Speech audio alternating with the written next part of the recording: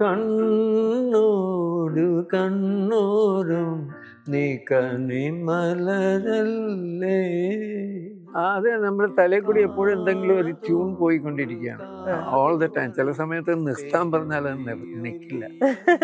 പ്രത്യേകിച്ച് ഉറങ്ങാൻ പോയപ്പോഴാണ് പ്രശ്നം.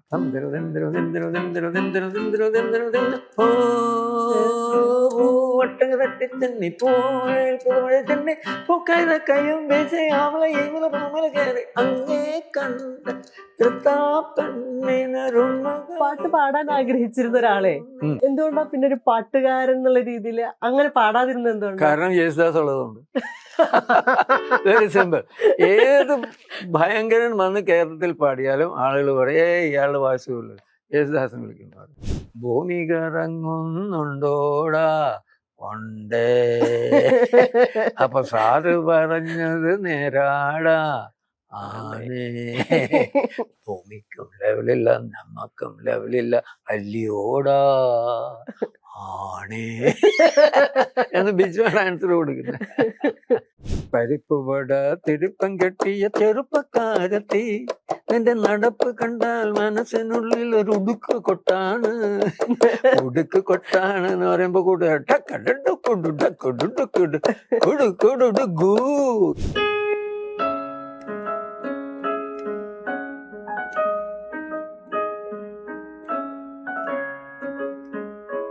He's an amazing man. He has written 1000 movies. ഒന്ന് രണ്ടല്ല, ഞാൻ വെറുതെ 75 സിനിമ ചെയ്തിട്ടു. 1000 movies and none of the songs he repeats. Everything is different. New. He's literally a giant. Dhanya നീയൻ ജീവന്റെ ഇതളിൽ കാലം വീഴ്ത്തും കണ്ണീരോ ധന്യ നീയൻ, ഇങ്ങനെ ഒരു പാട്ട്. അല്ലെങ്കിൽ നൂപുരമേതോ കഥ പറഞ്ഞു ഹൃദയമൃദംഗം ചഞ്ച, അങ്ങനെ ഒരു സെമി ക്ലാസിക്കൽ. അതെ, simplicity is very important. Popular മ്യൂസിക്കിന്റെ മുഖമുദ്ര സിംപ്ലിസിറ്റിയാണ്. You take even American pop music, അതും കൂടി സിമ്പിളാണ്, എല്ലാവർക്കും പാടാവുന്നുണ്ട്.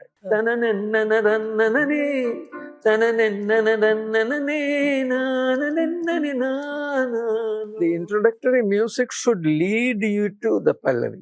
അല്ലാതെ എന്തെങ്കിലും കുടുകുടുന്ന് ഇവിടെ കാണിച്ചിട്ട് പല്ലവി പാടി അത് ഒരു ബന്ധം വരില്ല.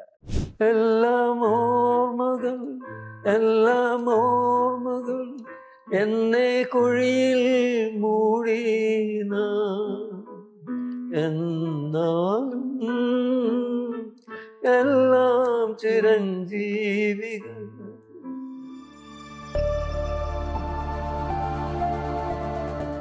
ബോംബെയിലും പൂനെയിലും US-ലും എല്ലാം പോയിട്ട് നാട്ടിലേക്ക് തിരിച്ചു വന്നു. അതെ, തിരിച്ചു വന്നിട്ട് മഞ്ഞൾ വരുന്ന പോകും.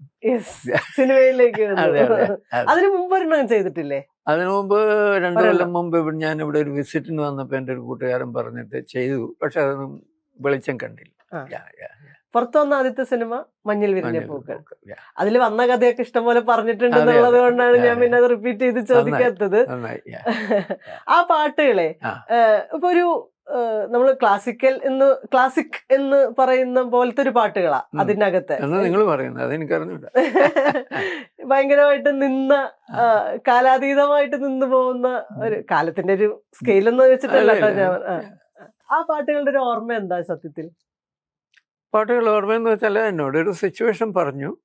ഉദാഹരണം ഞാൻ എല്ലായ്പ്പോഴും പറഞ്ഞൊരു ഉദാഹരണം, ഇപ്പൊ ജിജോ പറഞ്ഞു, ഇങ്ങനെ ഒരു പെൺകുട്ടി, ഒരാൾ ജീപ്പ് ഓടിച്ചോണ്ട് പോകുമ്പോൾ ഒരു പെൺകുട്ടി അയാളെ ദൂരെ നിന്ന് വിളിക്കുന്നത് പോലെ ഒരു പാട്ട് തുടങ്ങണമെന്ന്. ഞാൻ പറഞ്ഞു എങ്ങനെ വിളിക്കുന്നു? അപ്പൊ ജിജോ തന്നെ പറഞ്ഞു മുക്കുറ്റിപ്പൂവേ, അങ്ങനെ ഒരു പോലെ. മുക്കുറ്റിപ്പൂവിനാണോ പ്രശ്നം?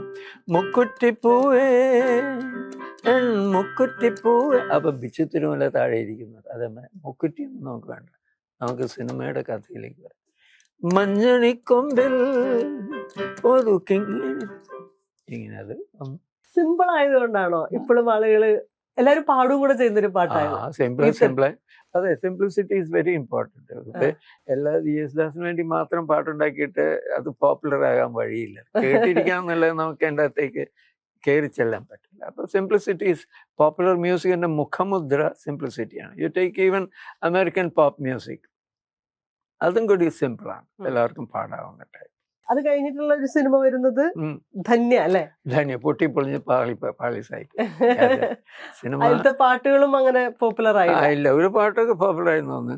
കൊഞ്ചും ചിലങ്കേ പൊന്നിൻ ചിലങ്കേ ഉതിർന്നു മന്മഥഗാനം വിടർന്നു മാനസസൂന, അങ്ങനെ ഒരു പാട്ട് പോപ്പുലർ. പക്ഷെ അതിൻ്റെ അകത്ത് നല്ല പാട്ടുകളൊക്കെ നശിച്ചുപോയി. ധന്യ നീയൻ ജീവന്റെ ഇതളിൽ കാലം വീഴ്ത്തും കണ്ണീരോ ധന്യ നീയൻ, ഇങ്ങനൊരു പാട്ട്. അല്ലെങ്കിൽ നൂപുരമേതോ കഥ പറഞ്ഞു ഹൃദയമൃദംഗം ചഞ്ച, അങ്ങനെ സെമി ക്ലാസിക്കൽ ഗുഡ് സോങ്സ്. പാട്ട് പാടാൻ ആഗ്രഹിച്ചിരുന്ന ഒരാളെ എന്തുകൊണ്ടാ പിന്നെ ഒരു പാട്ടുകാരൻ എന്നുള്ള രീതിയിൽ അങ്ങനെ പാടാതിരുന്നത് എന്തുകൊണ്ടാണ്? കാരണം യേശുദാസ് ഉള്ളതുകൊണ്ട്. Very simple. ഏത് ഭയങ്കരൻ വന്ന് കേരളത്തിൽ പാടിയാലും ആളുകൾ പറയും ഇയാളുടെ വായിസുള്ളൂ, യേശുദാസൻ വിളിക്കുന്നു. എവിടെ രക്ഷയില്ല. ഇപ്പൊ പക്ഷെ മാറി തോന്നുന്നില്ല, ഇപ്പൊ നിറയെ ഡിഫറെന്റ് വോയിസസ് വരുന്നുണ്ട്. പക്ഷെ ഇപ്പോഴത്തെ അങ്ങനെ മ്യൂസിക് ശ്രദ്ധിക്കുമ്പോഴേ ഒരു സമയത്ത് നമ്മൾ പറയും ഒറ്റ യേശുദാസിനെ മാത്രം മോഡൽ ചെയ്തിട്ടാണ് എല്ലാവരും യേശുദാസായിട്ടാണല്ലോ കമ്പയർ ചെയ്യാ ആര് പാടിയാലും. പക്ഷെ ഇപ്പൊ അങ്ങനെ കമ്പാരിസൺ ഇല്ല, അങ്ങനെ ഒരു കമ്പാരിസൺ ഇല്ല. പക്ഷെ അതിനകത്തൊരു ക്യാരക്ടറില്ലായ്മ ഉണ്ടോ? അങ്ങനെയൊന്നുമില്ല. ഓരോ പാട്ടുകാരനും ആരാ പാടിയത് തിരിച്ചറിയാൻ പറ്റാത്തൊരു പ്രശ്നമുണ്ടോ? അതുകൊണ്ടായിരിക്കും. അതിൽ നിന്ന് ഫോർ എക്സാമ്പിൾ നോർത്ത് ഇന്ത്യയില് മുഹമ്മദ് റഫി, മന്നാഡെ, കിഷോർ കുമാർ, എന്തെല്ലാം പാട്ടുകാരുണ്ടായിരുന്നു ഒരേ സമയം. മുകേഷ്, അവർക്ക് ഒരേ സമയത്ത് അവർ പാടി, എല്ലാവരും ഒരേ സമയത്ത് പാടിയത്. ഒയ്യോ മുകേഷ് പാടുമ്പോൾ മന്നാനയുടെ സ്വരം വരണമെന്ന് പറയുന്നത് മഹാമണ്ഡലമല്ലേ. പക്ഷെ കേരളത്തിന് ഇങ്ങനെ ഒരു കൺഫ്യൂഷൻ ഉണ്ട്. ഈ പാട്ടില്ലേ മിഴിയോരം, അത് ഭയങ്കര മെലോഡിയസ്, സങ്കടമുള്ള അല്ലേ? രണ്ട് ടൈപ്പ് ഉണ്ടല്ലോ. ഒന്ന് മിഴിയോരെന്നും പറഞ്ഞ് ജാനകി അമ്മ പാടിയിട്ടുണ്ട്. അത് എല്ലാ സങ്കടമൊന്നുമില്ല, ഒരു മൂളിപ്പാട്ടാണ്. മിഴിയോരം നിലാവലയോ പനി നീമണി, അതിൻ്റെ അകത്ത് വലിയ സങ്കടമില്ല. പക്ഷെ ഈ പാട്ട് തന്നെ സങ്കടത്തിൽ വേണമെന്ന് ഫാസിൽ പറഞ്ഞപ്പോ ആനൊന്നും മറിച്ചിട്ടാണ്. സാറിന്റെ പാട്ടുകളിലെ ഈ വരികളിലെ മ്യൂസിക് ഇല്ലേ, അതല്ലാത്ത സ്ഥലങ്ങളുണ്ടല്ലോ, ഇൻസ്ട്രുമെന്റൽ മ്യൂസിക്, അതിനകത്തും ഒരു കഥ പോലെ ഫീൽ ചെയ്യും. കഥ പോലെ ഫീൽ ചെയ്യും. കാരണം എന്താണെന്ന് ചുമ്മാ the introductory music should lead you to the പല്ലവി. അല്ലാതെ എന്തെങ്കിലും കുടുകുടുന്ന് ഇവിടെ കാണിച്ചിട്ട് പല്ലവി പാടി അത് ഒരു ബന്ധം വരില്ല എന്ന് പറഞ്ഞ പോലെ പല്ലവി കഴിഞ്ഞിട്ട് ചരണത്തിലേക്ക് പോകുന്നതിന് ഒരു ബ്രിഡ്ജാണ് ഫസ്റ്റ് ഇന്റർവ്യൂ. അപ്പൊ ഇവർ തമ്മിൽ ബന്ധം ഉണ്ടായിരിക്കണം. അത് ഇപ്പോഴത്തെ പാട്ടുകളിൽ വളരെ കുറവായിട്ട് ഞാൻ കാണുന്നു. എന്തൊക്കെ ഒരു 8 ബാർ അല്ലെങ്കിൽ 16 ബാർ എന്തൊക്കെയോ വായിച്ച് വിടുന്നു, അത് കഴിഞ്ഞിട്ട് പാട്ട് കണ്ടിന്യൂ ചെയ്യുന്നു. ഒരു ബന്ധം, ഒരു സോണിക് ബന്ധം, അല്ലെങ്കിൽ ഇമോഷണൽ ബന്ധം, ഒരു ഇൻസ്ട്രുമെന്റൽ കമ്പാറ്റബിലിറ്റി, ഇതൊന്നും ഞാൻ കാണുന്നില്ല. ഈ പാട്ടുകളുടെ പ്രത്യേകത എന്താ പറയുക, ഈ കഥ പോലെ എന്ന് പറയില്ലേ, അത് പിക്ചറൈസ് ചെയ്യാൻ ഭയങ്കര രസവും കൂടിയാ. അതിനകത്തൂടെ ഒരു കഥ നറേറ്റ് ചെയ്യാനും കൂടെ അല്ലെ, പല പല ശബ്ദങ്ങളും. ഡയറക്ടറിന്റെ ഒക്കെ കഴിവാണ് അതിൽ. ഇത് കേട്ടിട്ട് they can imagine. For example ഈ മഞ്ഞണി കൊമ്പിൽ റെക്കോർഡ് ചെയ്ത പ്ലേ ഒരു സ്ഥലത്ത് ഞാനൊരു സാധനം ഉപയോഗിച്ചു. ഞാനിത് ഉപയോഗിച്ചപ്പോ ജിജോയും ഫാസിലും കൂടി അങ്ങോട്ടും ഇങ്ങോട്ടും നോക്കി, എന്നോട് ഇത് വേണ്ടെന്ന് പറയണോ, ബിക്കോസ് ഇത് റെക്കോർഡ് ചെയ്ത് കഴിഞ്ഞ് ഇത് ഇവർക്ക് പിക്ചറൈസ് ചെയ്ത്. അപ്പൊ അവിടെ എന്നോടൊന്നും മിണ്ടിയില്ല. ഞങ്ങള് റെക്കോർഡ് ചെയ്തു. അത് കഴിഞ്ഞ് ഇവര് കൊടൈക്കനാലിൽ ചെന്ന് കഴിഞ്ഞപ്പോഴാണ് ഇവർക്ക് ഒരു ഐഡിയ കിട്ടുന്നത്. ഇവിടെ ഈ സ്വരം വരുമ്പോ ആരെങ്കിലും ഇല്ലാതെയായി പോകണം, സ്ക്രീനിൽ നിന്ന് ആ പിക്ചർ അങ്ങ് പോകണം. അങ്ങനെയാണെങ്കിൽ നമുക്കിത് കംപ്ലീറ്റ് ഇമാജിനറി സ്റ്റൈലിൽ കൊണ്ടുവന്നിട്ട് ഹീറോയിനെ 6 ഹീറോയിനെ ഒരേ സമയത്ത് കാണിക്കുന്ന പോലെ ഐഡന്റിക്കൽ ഉടുപ്പൊക്കെ ഇടിച്ച് ഐഡന്റിക്കൽ ഡാൻസ് ചെയ്യിക്കണം എന്നൊക്കെ പറഞ്ഞ് ഐഡിയ കിട്ടിയത് ജിജോ ആണെങ്കിൽ ഇത്തരം ഇന്നോവേഷൻസിന്റെ ആളും കൂടിയാണ്. Jijo is very creative indeed. Yes. കുട്ടിച്ചാത്തനും അങ്ങനെ അങ്ങനെ അതെ, അതെ, അതെ. ടെക്നോളജിക്കൽ പരിപാടികൾ ഇഷ്ടം പോലെ പടയോട്ടം ഓൾസോ.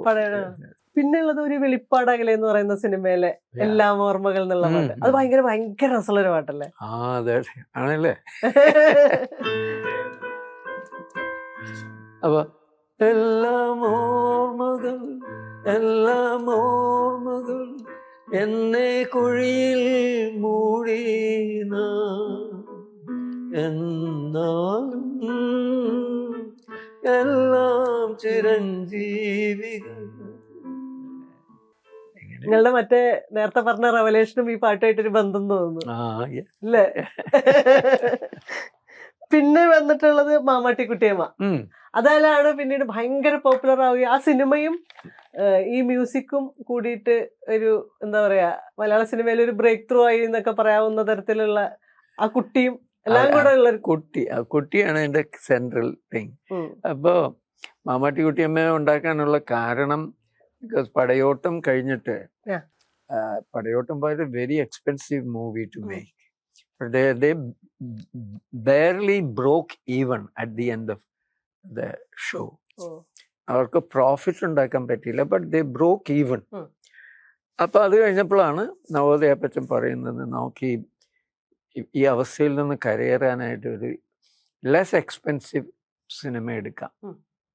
അങ്ങനെയാണ് മാമാട്ടിക്കുട്ടി എന്ന സിനിമയിലേക്ക് വരുന്നത്. അപ്പോൾ അതിലുള്ള പ്രധാന പ്രശ്നം എന്താണെന്ന് വെച്ചാൽ സാധാരണഗതിയിൽ തിരുവനന്തപുരത്ത് റെക്കോർഡ് ചെയ്ത് സിനിമാ പാട്ടുകൾ റെക്കോർഡ് ചെയ്തിരുന്നത് അല്ലെങ്കിൽ എന്തും റെക്കോർഡ് ചെയ്തിരുന്നത് തരങ്ങിണി സ്ട്രീറ്റ് റെക്കോർഡ് ചെയ്തിരുന്നത് മദ്രാസിൽ നിന്ന് മ്യൂസീഷ്യൻസിനെ കൊണ്ടുവന്നിട്ടാണ്. അപ്പോൾ അത് ഡബിൾ എക്സ്പെൻസീവ് ആണ്. അപ്പോൾ നമ്മുടെ ഇവിടെയുള്ള കുട്ടികൾക്ക് ആരും ഒരു ചാൻസ് കൊടുക്കുകയോ ട്രെയിൻ ചെയ്യുകയോ ഒന്നും ചെയ്തിട്ടില്ലായിരുന്നു. അപ്പം എന്നോട് ചോദിച്ചു നവോദയപ്പം ഈ പിള്ളേരെ ഇവിടെയുള്ള പിള്ളേരെ വെച്ചുകൊണ്ട് നോക്കും എല്ലാവരും ചെയ്യാമോ എന്നൊക്കെ ചോദിച്ചു. അപ്പോൾ നമുക്ക് കൈ നോക്കാമെന്ന് പറഞ്ഞു. അങ്ങനെ തിരുവനന്തപുരത്ത് നല്ല പാട്ടുകാരികളുണ്ട് അവിടെ വിമൻസ് കോളേജിൽ. Also there are some orchestral members. Violin വായിക്കുന്ന മ്യൂസിക് ഡയറക്ടർ തൃശ്ശൂർക്കാരൻ മോഹൻ സിത്താര സിത്താര എന്ന് പറയുന്ന ഒരു മ്യൂസിക് ഗ്രൂപ്പ് ഉണ്ട്.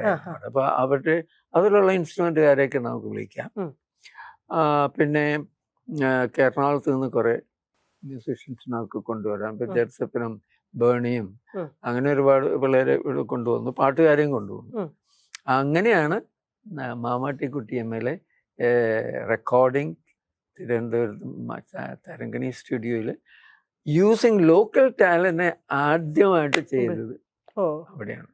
എസ് ജാനകിയെ കൊണ്ടുവരുന്ന ഇമ്പോസിബിൾ ആണല്ലോ. അപ്പൊ എസ് ജാനകിയൊക്കെ ആര് പാടും എന്നുള്ള ചോദ്യം വന്നപ്പോൾ ഞാൻ സജസ്റ്റ് ചെയ്തത് ചിത്രയാണ്. Because I observed that when she sang recording machine behaved the best. അങ്ങനെ ചിത്രയെ വിളിച്ചു. ചിത്രയെ ഞാൻ പാട്ട് പഠിപ്പിച്ചു. പിന്നെ ആളൊരുങ്ങി ഇറങ്ങി she San and it became A hit. ഈ പാട്ടുകൾക്ക് കിട്ടിയ ബ്രീഫ് എന്തായിരുന്നു? എന്ത് തരത്തിലുള്ള പാട്ടാണ്? ആളൊരുങ്ങി ഇറങ്ങി എന്നുള്ളത് അമ്മയും അപ്പനും കൂടി കൊച്ചിനെ കളിപ്പിക്കുന്നു. പക്ഷെ കൊച്ചിനെ കളിപ്പിക്കുന്നു എന്ന് പറഞ്ഞപ്പോ നമ്മളൊരു മൂഡിലേക്ക് പോയിട്ട് അവരത് പിക്ചറൈസ് ചെയ്തപ്പോ അതൊരു വെരി എലാബറേറ്റ്. ആനയെ കൊണ്ടുവരുന്നു, മറ്റേത് കൊണ്ടുവരുന്നു, അതിന് അത് ഇതൊക്കെ ഉണ്ടല്ലോ എൻ്റെ ഓർമ്മയില്ലേ. അത് മിസ്റ്റർ ഗോപി ഇങ്ങനെ പിടിക്കുന്നു, കൊച്ചിനെ മുതുകത്ത്. അപ്പൊ അതൊക്കെ ഈ ബിച്ചു തിരുമലയായിട്ടാണ് ഏറ്റവും കൂടുതൽ സാറ് പാട്ട് ഉണ്ടാക്കിയിട്ടുള്ളത്. ആ ഒരു കോമ്പിനേഷനെ അത് അങ്ങനെ ഉണ്ടായി വരികയാണല്ലോ. ഒറ്റപ്പാട്ടിലൊരു കോമ്പിനേഷൻ ഉണ്ടാവില്ല, കുറെ ചെയ്ത് അങ്ങനെയാണല്ലോ. അങ്ങനെ ഒരു കൂട്ടുകെട്ട് ഉണ്ടായി വന്നൊരു പ്രോസസ് എങ്ങനെയാണ്? Processing very simple. Because Bichu Thirumala is not only a lyricist, is also a singer. He can sing. ഞാനിപ്പോ ഒരു ട്യൂൺ ഇട്ടു, എന്തെങ്കിലും ഒരു ട്യൂൺ ഇട്ടു എന്നിരിക്കട്ടെ, അത് അദ്ദേഹം പാടും, പാടിക്കൊണ്ടാണ് എഴുതുന്നത്. അപ്പൊ ക്ലിഷ്ടത ഒന്നുമില്ല, ഹ്രസ്വം ദീർഘം എന്നുള്ള പ്രശ്നം ഉദിക്കുന്നില്ല. അറിയാം. ആളൊരുങ്ങി അരങ്ങൊരുങ്ങി, എൻ്റെ അത് ഊന്നും ആളൊരുങ്ങി അരങ്ങൊരുങ്ങി, അല്ലെങ്കിൽ ഇടായൻ നല്ല ഈടയൻ, അങ്ങനെയുള്ള പ്രയോഗങ്ങളൊന്നും ഈ ബിച്ചുവിന്റെ കയ്യിൽ നിന്ന് വരില്ല. It will be perfect. As the melody moves up and down, the tune or the lyrics also come. ചില സമയത്ത് കിളിയേ കിളിയേ നറുതേൻ മൊഴിയേ, കണ്ടോ, ഏ ശിശിരങ്ങളീ വഴിയേ. ഇത് ഞാൻ പറഞ്ഞു കൊടുത്തതല്ല, അദ്ദേഹം തന്നെ അത് എൻ്റെ ഒഴുക്ക് കണ്ടുപിടിച്ചു.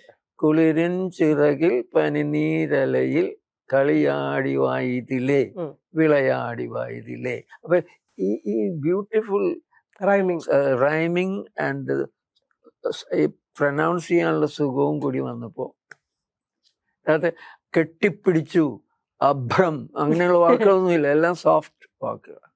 പുള്ളി പാടിയിട്ടുണ്ടല്ലേ ഭൂമി ഇറങ്ങുന്നുണ്ടോ? ഉണ്ട്. ആ പാട്ടിന് കിട്ടിയ അതെങ്ങനെ ഉണ്ടാക്കിയ? അത് രസമുള്ള പാട്ട്. അത് ഭൂമികാര ഇത് ബിച്ചുവാണ് കൂടുതൽ അതിൻ്റെ അകത്ത് ചെയ്തിരിക്കുന്നത്. ഞാനൊന്ന് പിന്നെ ചരണം വന്നപ്പോ ഒന്ന് കൊടുത്തു. ഭൂമി കറങ്ങുന്നുണ്ടോടാ ഉണ്ടേ, അപ്പൊ സാറ് പറഞ്ഞത് നേരാടാ ആനേ, കള്ളടിച്ചിട്ടല്ലേടാ, പിന്നെ സംതിങ് ആനനിട്ടല്ലേടാ, ഭൂമിക്കും ലെവലില്ല നമ്മക്കും ലെവലില്ല അല്ലയോടാ ആണേ എന്ന് ബിജുവാണ് ആൻസർ കൊടുക്കുന്നത്. That was because the producer of that movie was the distributor of Metro Goldwyn Mayer ഫിലിംസിന്റെ ഡിസ്ട്രിബ്യൂഷന്റെ ആളായിരുന്നു സൗത്ത് ഇന്ത്യയിൽ. അപ്പൊ അദ്ദേഹത്തിന്റെ ഐഡിയ വെച്ച് ഒരു സെമി കോമിക് മൂവി. അതുപോലത്തെ വേറെ പാട്ടുകൾ ചെയ്തിട്ടുണ്ടോ ഈ കോമഡി അല്ലേ? അതുകൊണ്ട് ജോണറിലുള്ള? പരിപ്പുവട തിരുപ്പം കെട്ടിയ ചെറുപ്പക്കാരത്തി, നിന്റെ നടപ്പ് കണ്ടാൽ മനസ്സിനുള്ളിൽ ഒരു ഉടുക്ക് കൊട്ടാണ്, ഉടുക്ക് കൊട്ടാണ് എന്ന് പറയുമ്പോ കൂടെ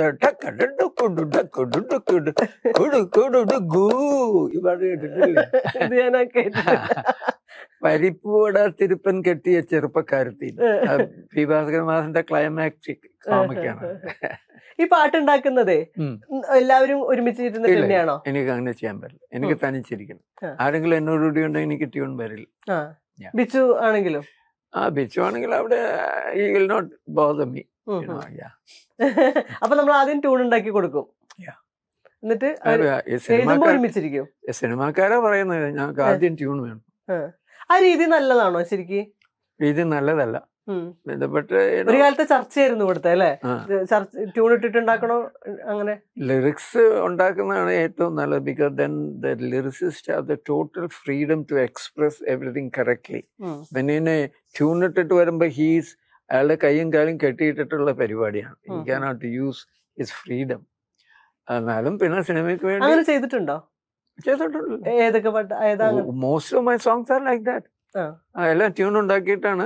അല്ല, ഞാൻ തിരിച്ചിരിക്കുന്നത്. പൂവല്ല പൂന്തളിയിട്ടല്ല, അത് ലിറിക്സ് കിട്ടിയിട്ടുണ്ടാക്കിയതാണ്. അല്ലെങ്കിൽ പൊന്നോണം വന്നു ഗാനോത്സവം എന്ന് പറയുന്ന അതിലെ പാട്ടുകളൊക്കെ അങ്ങനെ. സിനിമ പാട്ടുകള് മോസ്റ്റ്ലി ട്യൂൺ ഉണ്ടാക്കിയിട്ടാണ് ലിറിക്സ്. അപ്പൊ ലിറിസിസ്റ്റിന്റെ കഴിവാണ് അതിൻ്റെ അകത്ത് കൂടുതൽ പ്രതിഫലിക്കുന്നത്. തിരിച്ചാവണമെന്ന് വിചാരിക്കാറ്. ഹിന്ദിയിലൊക്കെ മറ്റേ തിരിച്ചല്ലേ സ്റ്റൈല്? ഹിന്ദിയിൽ എന്റെ അറിവില് നൗഷാദ് സാബ് ഒരിക്കലും ട്യൂണിട്ട് ലിറിക്സ് എഴുതില്ല. ലിറിക്സ് എഴുതിയിട്ടില്ല.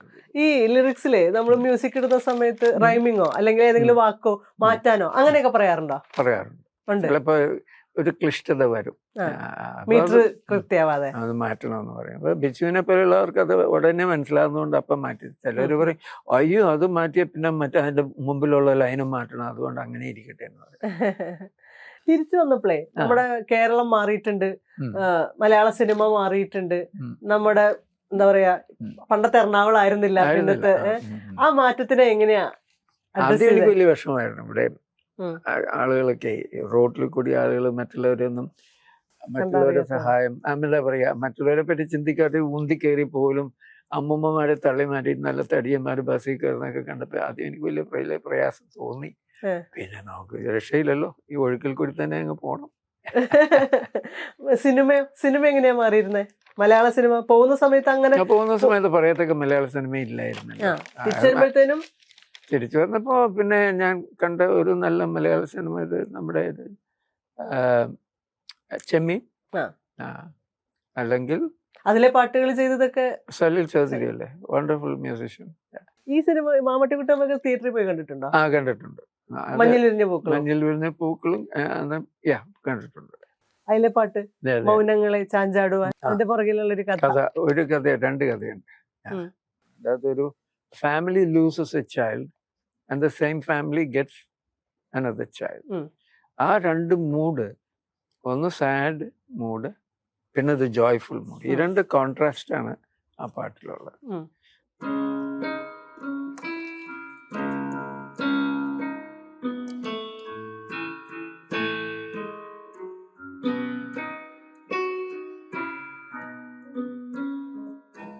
മൗനങ്ങളെ ചാഞ്ചാടുവാൻ മോഹങ്ങളാം തൂമജൽ തരൂ ലാ ലാ ലാ ലാ ലാ ലാ ലാ ലാ ലാ ലാ ലാ ലാ ലാലോലം വരൂ. മൗനങ്ങളെ ചാഞ്ചാടുവാൻ മോഹങ്ങളാം തൂമഞ്ചൽ തരൂ. ഓ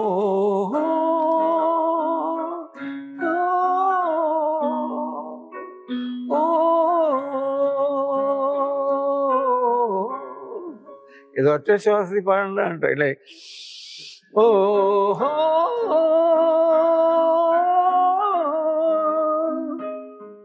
ഓ,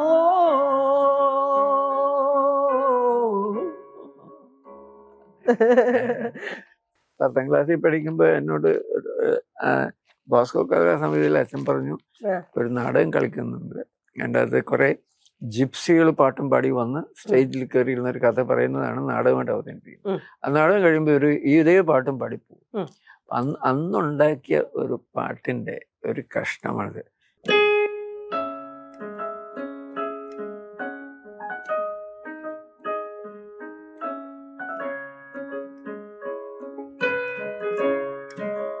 അത് ഞാൻ ഞാൻ ബോംബെയിലായിരുന്നപ്പോൾ, I am talking about before going to America, that is 69 മുമ്പ്. സോ ബിറ്റ്വീൻ നൗഷാദിൻ്റെ അസിസ്റ്റൻ്റ് ആയിരിക്കുന്നത് 65 to 69 ആ കാലഘട്ടത്തിൽ there was A Gujarat flood ഉണ്ടായിരുന്നു. ഗുജറാത്തിലെ ഫ്ലഡ് വന്നിട്ട് ഒരുപാട് നാശനഷ്ടം ഉണ്ടായി. അപ്പോൾ ബോംബെയിലുള്ള സിനിമാക്കാർക്ക് കൂടി പറഞ്ഞു, നമുക്ക് കുറെ പാട്ടൊക്കെ പാടി കുറച്ച് പൈസയൊക്കെ സമാഹരിച്ച് അവർക്ക് കൊടുക്കാം. അങ്ങനെ ആ സന്ദർഭത്തിൽ എന്നോട് ഒരു ഡച്ചുകാരനായിട്ടുള്ളൊരു കാത്തലിക് പ്രീസ്റ്റ് പറഞ്ഞു, would you organise a song, compose ചെയ്തിട്ട് ഇതിന് പറ്റിയൊരു പാട്ട് ഉണ്ടാക്കിയിട്ട് നമുക്ക് അവിടെ പ്രശ്നം. അപ്പോൾ since I was in the film industry, ഈ ഫിലിം ഇൻഡസ്ട്രിയിൽ കോറസ് പാടാനായിട്ട് കുറെ അതിഭയാനക പാട്ടുകാരുണ്ടായിരുന്നു. അവർ പ്ലേ ബാക്ക് സിംഗർ ആകാനായിട്ട് വന്ന ആളുകളാണ് എല്ലാവരും തന്നെ. പക്ഷെ അതൊന്നും കിട്ടിയില്ല. അതുകൊണ്ട് but they are wonderful singers. Sapan Jagmohan എന്ന് പറഞ്ഞ ഒരു ഗ്രൂപ്പ്, 2 മ്യൂസിക് ഡയറക്ടേഴ്സ്, അവർ രണ്ടുപേരും നല്ല പാട്ടുകാർ. അല്ലെങ്കിൽ പല Bengali music directors also good singers. അങ്ങനെ കുറേ ആളുകളുണ്ടായിരുന്നു. അപ്പം ഞാൻ ഈ അച്ഛൻ പറഞ്ഞ അനുസരിച്ച് ഒരു പാട്ട് എൻ്റെ ടീച്ചറായിരുന്ന PX സ്വാമി എന്ന് പറയുന്ന അദ്ദേഹത്തെ കൊണ്ട് ഇങ്ങനെ ഒരു പാട്ട് അദ്ദേഹം എഴുതിയതാണത്. മം ത്രാഹി മം, എന്നെ രക്ഷിക്കൂ എന്നെ രക്ഷിക്കൂ എന്നാണ് അതിൻ്റെ അർത്ഥം. സംസ്കൃതമാണ്, പക്ഷെ പാട്ട് ഹിന്ദിയിലായിരുന്നു. മം ത്രാഹി മം, മം ത്രാഹി മം, ഓ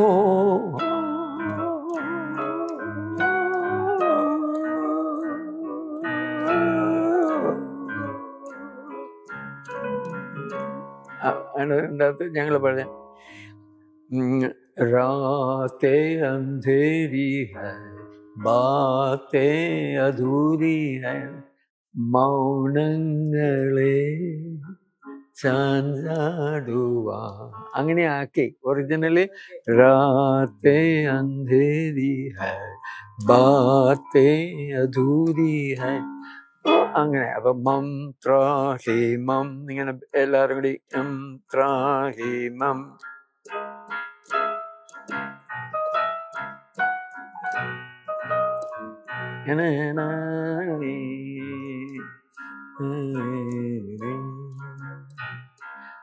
അപ്പൊ ഈ പാട്ട് was first presented in Bombay, I think in Brabourne stadium or something like that. കണ്ണോട് കണ്ണോരം എന്നുള്ള പാട്ടോ? കണ്ണോട് കണ്ണോരം. കണ്ണോട് കണ്ണോരം നീ കണിമലരല്ലേ, കാതോട് കാതോരം തേനൊലിയൊലിയല്ലേ. എന്നോട് ഇങ്ങനെ ഒരു കൊച്ചിനെ താരാട്ടുന്ന പോലെ കൊച്ചിനെ ഉറക്കാൻ താരാട്ടം സ്ട്രിക്റ്റ് താരാട്ടല്ല, കൊച്ചിനെ സമാശ്വസിപ്പിക്കുന്ന ഒരു പാട്ട് വേണമെന്ന് പറഞ്ഞു. അങ്ങനെ ഞാനൊരു ട്യൂൺ ഇട്ടു. അതിന് ബിജു ഇങ്ങനെ ആക്കി. കണ്ണോട് കണ്ണോട്. ഇതൊന്നും ഒരു ബന്ധമില്ലാത്ത പാട്ടാണ് അടുത്തത് ചെയ്തത്, ശബരിമലയിലെ ഒരു പൂങ്കാവനം. ശബരിമല ഒരു പൂങ്കാവനം വരാൻ കാര്യം, ഒരാള് ശബരിമല ദർശനം എന്ന് പറഞ്ഞൊരു സിനിമ ഉണ്ടാക്കാൻ പ്ലാൻ ചെയ്തു. അപ്പൊ അതിനു വേണ്ടി ഒരു പാട്ടുണ്ട്, 2-3 പാട്ട് ഞാൻ ഉണ്ടാക്കി. അതിലൊരു പാട്ടാണിത്. അത് എഴുതിയിരിക്കുന്നത് കൂർക്കഞ്ചേരി സുഗതൻ എന്ന് പറഞ്ഞത് നമ്മുടെ അടുത്ത നാട്ട്, നിങ്ങളുടെ നാടെയാണ്. പേര് കേട്ടാൽ നമുക്കൊന്നും തോന്നില്ല, but is a very good lyricist. ശബരിമലയൊരു പൂങ്കാവനം, ശ്രീഭൂതനാഥന്റെ സിംഹാസനം, മാളികപ്പുറമാർന്ന നന്നനാന്തി തൃക്കയ്യ തനനാനേ, ശബരിമലയൊരു പൂങ്കാവനം.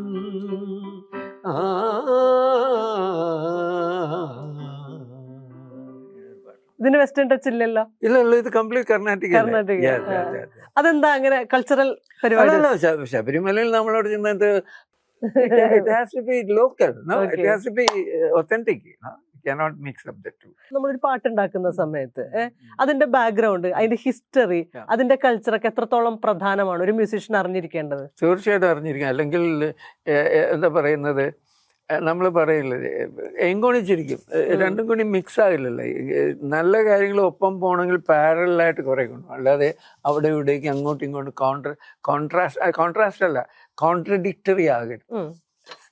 നമ്മള് കണ്ടംപററിയും കൂടി ആയിരിക്കണ്ടേ? എന്ന് വെച്ചാലേ നമ്മള് സമകാലീനമായ അവസ്ഥകളെ കുറിച്ചിട്ടുള്ള ഒരു ധാരണ. ഇപ്പൊ നിങ്ങള് ഒരു പാട്ടിനെ കുറിച്ച് പറഞ്ഞപ്പോഴാണ് നമ്മൾ ഗുജറാത്ത് ഫ്ലഡിനെ കുറിച്ചിട്ട് പറഞ്ഞത്, അല്ലെ?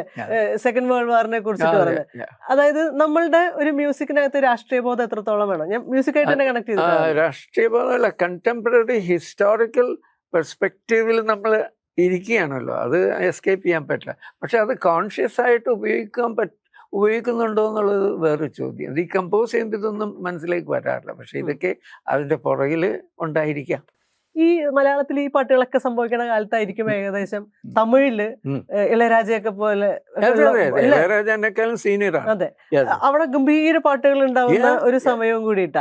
അതിങ്ങനെ നമ്മൾ അറിഞ്ഞുകൊണ്ടിരിക്കുന്നുണ്ടായിരുന്നു? ഇല്ല, only I was away, Ilayaraja was there.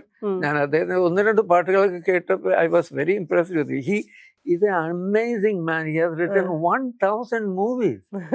1-2 ഞാൻ വെറുതെ 75 സിനിമ ചെയ്തിട്ടു. 1000 movies and none of the songs he repeats. Everything is different. He is literally a giant among the musicians, among the music directors. So ഇളയരാജയുടെ പാട്ടുകൾ ഉണ്ടായിരുന്ന സമയത്താണ് ഞാൻ നമ്മുടെ മലയാളത്തിന് വേണ്ടി ഇത് ചെയ്തത്. എന്റെ ശൈലി വേറെ, അദ്ദേഹത്തിന്റെ ശൈലി വേറെ. അങ്ങനെ നേരിട്ട് പരിചയമുണ്ട്. ഈ മ്യൂസിക് സംസാരങ്ങളൊക്കെ ഉണ്ടോ? അങ്ങനെ ഇരുന്ന് ചായ കുടിച്ചൊന്നുമില്ല. ഞാൻ ചെല്ലുമ്പോ അദ്ദേഹം ഇങ്ങോട്ട് വരും, ഞാൻ സ്റ്റുഡിയോയിൽ ചെല്ലുമ്പോ അദ്ദേഹം ഇങ്ങോട്ട് വരും, ക്രിയേറ്റ് ചെയ്തിട്ട് ഹവായി എന്നൊക്കെ ചോദിക്കും. ഒരു സമയത്ത് എന്റെ ഒരു പാട്ട് കേൾക്കാൻ അദ്ദേഹം വന്ന് ആ സ്റ്റുഡിയോയിൽ ഇരുന്ന്. ഇളയരാജയുടെ ഒരു രസമുള്ള പാട്ട് ഏതാ സാറിന് ഗംഭീരായിട്ട് തോന്നിയിട്ടുള്ള?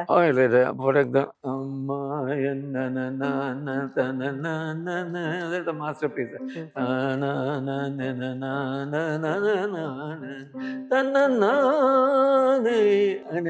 മനോഹരമായിട്ട് പറയും അമ്മയെ പറ്റിയുള്ളത്. അത് അദ്ദേഹത്തിന്റെ എല്ലാ പാട്ടും ക്ലാസിക്കാണ്. ഒന്നും ഒരു എന്താ പറയുക, ഒരു പതിര് പാട്ട് ഞാൻ കേട്ടിട്ടില്ല, പതിരായിട്ടൊരു പാട്ടില്ല. പിന്നെ ഭയങ്കര രസമുള്ള ഒരു പാട്ട് ഗുരുജി ഒരു വളരെ സക്സസ്ഫുൾ പെണ്ണിന്റെ ചെഞ്ചുണ്ട്, അതിനൊരു ഫോക്ക് ടച്ച് ഉള്ള. അതെ, അത് ഗുരുജി ഒരു വാക്കെന്ന് പറഞ്ഞ സിനിമ എടുത്തത് തൃപ്പൂണിത്തുറയിലുള്ള റിസോർട്ട് മിസ്റ്റർ മേനോനാണ്. അപ്പോൾ അദ്ദേഹത്തിന് എന്നെ തന്നെ മ്യൂസിക് ഡയറക്ടർ ഞാൻ തന്നെ ആയിരിക്കണം മ്യൂസിക് ഡയറക്ടർ എന്ന് ഉണ്ടായിരുന്നു. അപ്പോൾ അത് വന്നപ്പോൾ ഗുരുജി ഒരു വാക്കില് വേളാങ്കണ്ണി പള്ളിയിലെ കന്നിത്തിരുന്നാള് എന്നല്ലോ സുന്ദരി പെണ്ണെ നിൻ പിറന്ന, അത് വെസ്റ്റേണാണ്. വേറെ ഏത് പാട്ടെടുത്താലും അവരെ ഇത് ഞാൻ വിചാരിച്ചു ഇതൊരു ലവ് സോങ് ആണ്. അത് ഇപ്പോൾ നമുക്ക് വേണമെങ്കിൽ ഒരു ചേഞ്ച് ഓഫ് കളർ ആയിക്കോട്ടെ എന്ന് വിചാരിച്ചിട്ട് ഒരു ഫോക്കിലേക്ക് പോകാമെന്ന് ബിച്ചുവിനോട് പറഞ്ഞു. ഇപ്പം ബിച്ചുവിനോട് ഞാൻ പറഞ്ഞു, നിങ്ങളുടെ നാട്ടിലെ പെണ്ണുങ്ങൾ ഞാറ് നടുമ്പോഴൊക്കെ വല്ല പാട്ടൊക്കെ പാടുന്ന ഇങ്ങനെ നാടോടി പാട്ടുകൾ, what you call folk tunes ഒന്നും. ഓ യെസ് ഉണ്ടാകുന്നു. അങ്ങനെ ബിജു തിരുമലയാണ് അതിൻ്റെ ട്യൂൺ തുടങ്ങിയിട്ടത്. വാക്കുകൾ പിന്നീട് വന്നത് ഇത്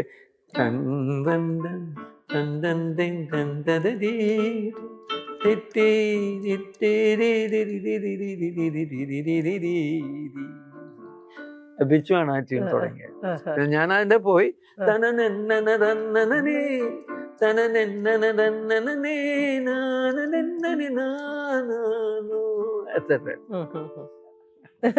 ഇങ്ങനത്തെ പാട്ട് ഉണ്ടാക്കുന്ന സമയത്ത് ഓർക്കസ്ട്ര എന്തൊക്കെ ഇൻസ്ട്രുമെന്റ്സ് വേണമെന്ന് നമ്മൾ അപ്പൊ തന്നെ നമ്മുടെ തലയിലുണ്ട്.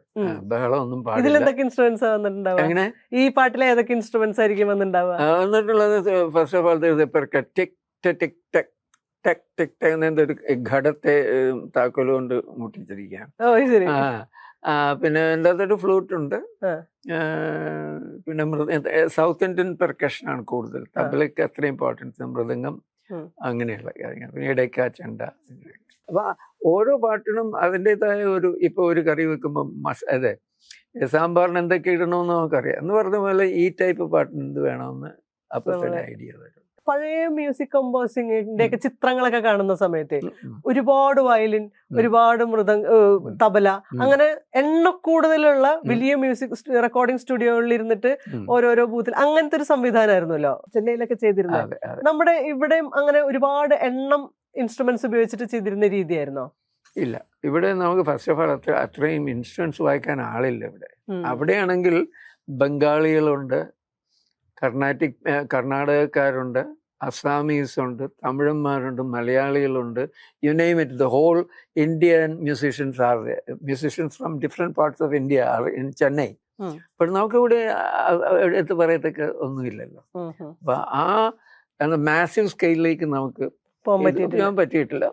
അടുത്ത കാലത്ത് പോകുന്നു തോന്നുന്നില്ല. ആ സമയത്ത് മലയാളത്തിൽ ഉണ്ടായിരുന്ന മറ്റു മ്യൂസിക് ഡയറക്ടേഴ്സിനെയൊക്കെ ശ്രദ്ധിക്കലുണ്ടോ? അത് ഞാൻ ശ്രദ്ധിച്ചിട്ടില്ല. ദേവരാജ മാസിനെ ഞാൻ ശ്രദ്ധിച്ചിട്ടുണ്ട്. Because I have heard his composition before. പക്ഷെ ഞാൻ അങ്ങനെയൊക്കെ ശ്രദ്ധിക്കേണ്ട ഒരു തോന്നലുണ്ടായിട്ടില്ല. മറ്റു സിനിമകളിൽ അങ്ങനെ മറ്റു സിനിമകൾ അതൊക്കെ ശ്രദ്ധിച്ചിട്ടെന്താ കാര്യം? അല്ല, നൗഷാദിനെ പോലെയുള്ള ഒരാളെ ശ്രദ്ധിക്കുക എന്ന് പറഞ്ഞാൽ എൻ്റെ അകത്ത് കുറച്ച് എനിക്ക് കഴമ്പുണ്ടായിരുന്നു. സിനിമ പാട്ടല്ലാതെ ഇപ്പൊ ഒരു കാലത്ത് നമ്മൾ സിനിമകളാണ് നിരന്തരം ചെയ്തുകൊണ്ടിരുന്നിരുന്നത്. അതല്ലാത്ത ഇപ്പൊ നേരത്തെ ഉണ്ടാക്കി വെച്ച ട്യൂൺസ് ഒക്കെ അത് അങ്ങനെയൊക്കെ പറഞ്ഞല്ലോ പിന്നീട് ഉപയോഗിച്ചിട്ടുണ്ടെന്ന്. അപ്പൊ നമ്മൾ വെറുതെ ഇരിക്കുമ്പോ നമ്മൾ ഇങ്ങനെ ഓരോരോ കോമ്പോസിഷൻസ് ഉണ്ടാക്കിക്കൊണ്ടിരിക്കും. പലപ്പോഴും ചില സോങ്സ് ഇങ്ങനെ നമ്മൾ നേരത്തെ ഉണ്ടാക്കി വെച്ചത് നമ്മൾ ഉപയോഗിക്കും, അനുയോജ്യം എന്ന് തോന്നുകയാണ്. എപ്പോഴും ഈ കോമ്പോസിഷനിലും മ്യൂസിക്കിലും അങ്ങനെ തന്നെയാണോ ലൈഫ് എന്ന് പറയുന്നത്? അതെ, നമ്മുടെ തലയിൽ കൂടി എപ്പോഴും എന്തെങ്കിലും ഒരു ട്യൂൺ പോയിക്കൊണ്ടിരിക്കുകയാണ് ഓൾ ദ ടൈം. ചില സമയത്ത് നിർത്താൻ പറഞ്ഞാൽ അത് നിൽക്കില്ല. പ്രത്യേകിച്ച് ഉറങ്ങാൻ പോകുമ്പോഴാണ് പ്രശ്നം. ഈ നമ്മൾ ഡേ ടൈമിൽ കേൾക്കുന്ന പാട്ടുകളും സ്വരങ്ങളും ഒക്കെ ഇങ്ങനെ ഒരു എക്കോ പോലെ എൻ്റെ അത്. So that's a little problem sometimes. Instrumental അല്ലാത്ത മ്യൂസിക് തോന്നാറുണ്ടോ? ഇൻസ്ട്രുമെന്റ് പിന്നെ എൻ്റെ ഇൻസ്ട്രുമെന്റേഷൻ ഈസ് കമ്മിങ് ആഫ്റ്റർവേർഡ്സ്. ആദ്യം ഇറ്റ് ഇസ് ദ ട്യൂൺ. ട്യൂണിന്റെ ക്യാരക്ടർ അനുസരിച്ച് ഇത് ഫ്ലൂട്ടിന് കൊടുക്കണോ, ക്ലാരിനെറ്റിന് കൊടുക്കണോ, സന്തൂറിന് കൊടുക്കണോ, വീണയ്ക്ക് കൊടുക്കണോ. Character of the tune suggest the instrument. അല്ലാതെ ഇന്ന ഇൻസ്ട്രുമെന്റ് വെച്ചുകൊണ്ട് ചില സമയത്ത് സംഭവിക്കാറുണ്ട്. മ്യൂസിക് ഡയറക്ടർ പറയും ഇവിടെ അമ്മ വീണ വായിക്കുകയാണ്, അപ്പോൾ തുടക്കത്തിൽ തന്നെ ഒരു വീണ കഷ്ണം അപ്പം അണ്ടർസ്റ്റുഡ്. ഉദാഹരണത്തിന് നമ്മുടെ ദേവദുന്ദുബി എന്നുള്ള പാട്ട് ആദ്യം പാടുന്ന ഹാപ്പി ആയിട്ടാണ്. എന്നും കണ്ടിട്ടുണ്ട്. ദേവദുന്ദുഭി സാന്ദ്രലയം ദിവ്യ വിഭാത സോപാനര. ഈ ചെറുപ്പക്കാരന്റെ വീട്ടിലെ അമ്മമ്മയാണ് വീണ വായിക്കുന്നത്. ഈ ദേവദുന്ദുബി എന്നുള്ള എന്നും കണ്ടിട്ടുണ്ട് സിനിമയിലെ പാട്ടുകളൊക്കെ ഇതേ പറഞ്ഞ പോലെ മമ്മട്ടിക്കുട്ടിയമ്മയൊക്കെ പറഞ്ഞ പോലെ ഒരു പെക്യുലർ ആയിട്ടുള്ള ഭയങ്കര ഹിറ്റ് ആയിട്ടുള്ള ഒരു സിനിമയും കൂടിയിട്ടാണ്. ഈ പാട്ട് പക്കാ കേരളീയമായിട്ട് ചെയ്തിട്ടുള്ള ഒരു ക്ലാസിക്കൽ രീതി ചെയ്തിട്ടുള്ള ഒരു പാട്ടാ അല്ലെ? അതിന് വെസ്റ്റേണിന്റെ ഒരു ഛായയും ഇല്ല. ഞാൻ പറഞ്ഞില്ലേ, ഖരഹരപ്രിയ എന്ന് പറയുന്ന രാഗത്തിൽ ബേസ്ഡ് ആയിട്ടുള്ള ഒരു രാഗമാണ് ഭീം പലാസി എന്ന് നോർത്ത് ഇന്ത്യയിൽ പറയുന്നത്. അപ്പൊ ദേവദുന്ദുഭി എന്നുള്ള പാട്ട് ഭീം പലാസി രാഗത്തിലുള്ള നോർത്ത് ഇന്ത്യൻ രാഗമാണ്. പക്ഷെ അതിന്റെ ഉറവിടം ഖരഹരപ്രിയ എന്ന സ്കെയിലാണ്. ഓക്കെ. അപ്പൊ ഈ സ്കെയിൽ തന്നെ യൂറോപ്പിലും ഉണ്ട്. അതിന് അവര് പറയുന്നത് ഞാൻ പറഞ്ഞല്ലോ ഡോറിയൻ മോഡില്ല. അപ്പൊ അവരൊക്കെ ഒരു പാട്ട് ഇങ്ങനെയുണ്ട്, are you going to Scarborough parsley, sage, rosemary and thyme. See, same thing. Na na na ni na na na na ni no. Na na na na ni ni ni. ഇതും രണ്ടും ഒരേ മോഡിൽ അല്ലെങ്കിൽ സ്കെയിലിൽ ഇരിക്കുന്നതുകൊണ്ട് ഞാൻ എന്ത് ചെയ്തു, ദേവദുന്ദുഭിയുടെ അകത്ത് ഇവന് ഞാൻ ഈ ഫോക്ക് മ്യൂസിക് ഓഫ് ഇംഗ്ലണ്ട് ഞാൻ ഇന്റർലൂഡ് ആയിട്ട് ഉപയോഗിച്ചിട്ടുണ്ട്.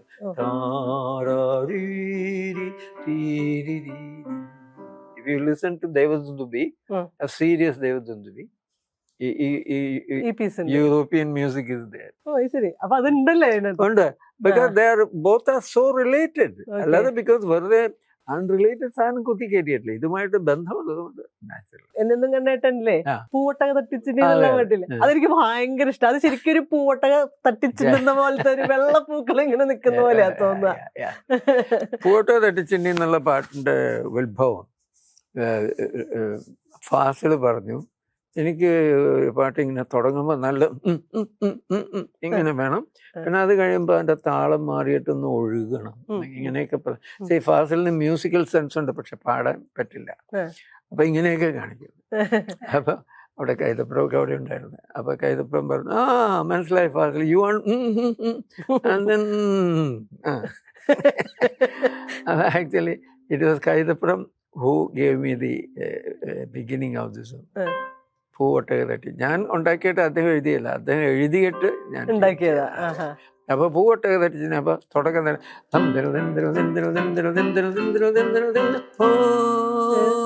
പൂവട്ടക തട്ടിച്ചെന്നി പൂമഴ ചെന്നി പൂക്കൈത കയ്യും വെച്ച് അവളെ കയറി അങ്ങേ കണ്ട തൃത്താപ്പെണ്ണിനരുമകളത്ത് തന്തോന്നിക്കാൻ.